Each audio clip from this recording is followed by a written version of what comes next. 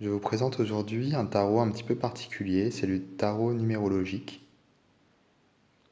par Grimaud. Donc c'est une édition qui est aussi traduite en anglais, puisqu'on a ici en français et ici en anglais. Même chose pour le livret, hein. On a le livret en français et le livret en anglais. Avec une introduction du jeu, une petite histoire du tarot également. Ensuite, on a des méthodes de tirage et l'interprétation des cartes, avec des exemples.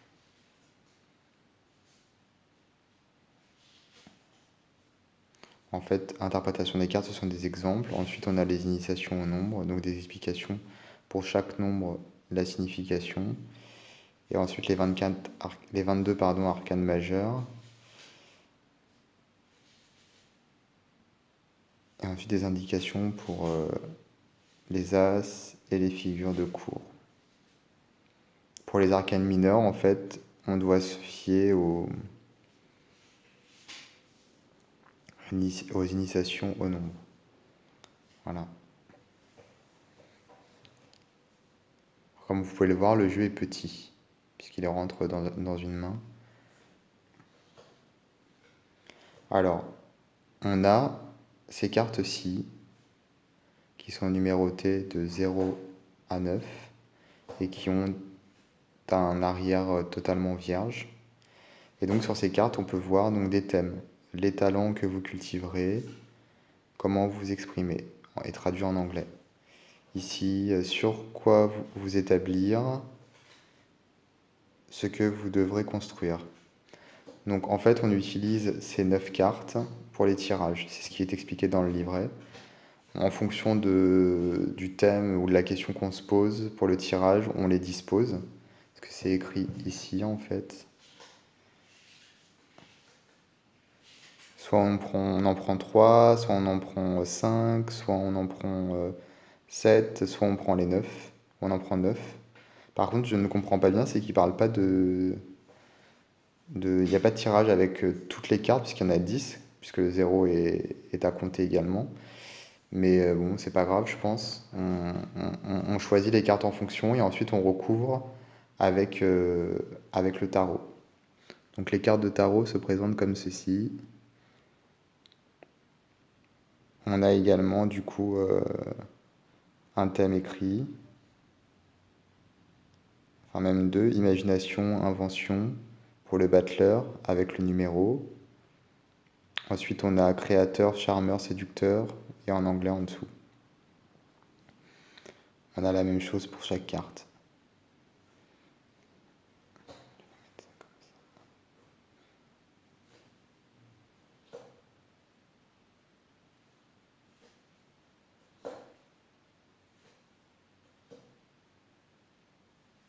Ah, elles sont dans le désordre.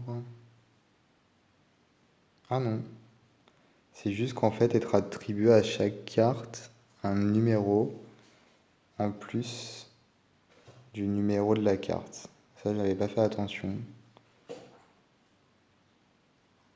que le numéro de la carte est ici, mais on a en plus un numéro qui est attribué ici également, et une lettre. Mais la lettre, a priori, on suit l'ordre alphabétique.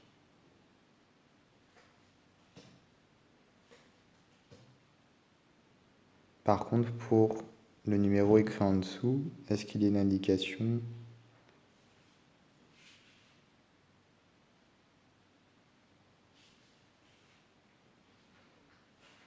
Non, ce qui est étrange, c'est qu'ils ne parlent pas de ce numéro, ils n'expliquent pas la composition de la carte.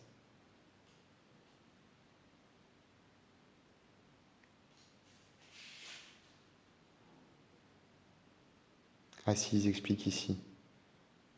Notamment les numéros actifs, c'est du rouge, les numéros passifs, c'est du bleu, neutre, c'est jaune.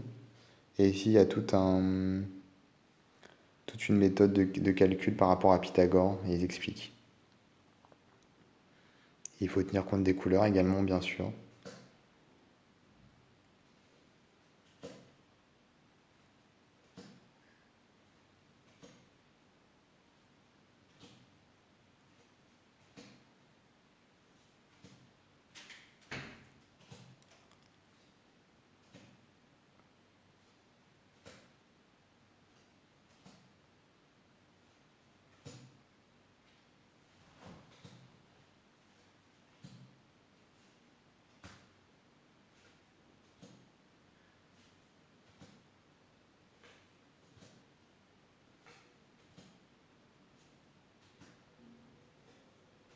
Donc là, on voit qu'il y a également l'élément eau qui est mentionné.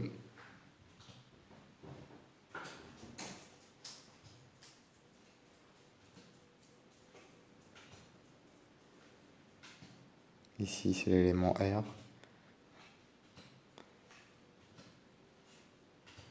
Logique.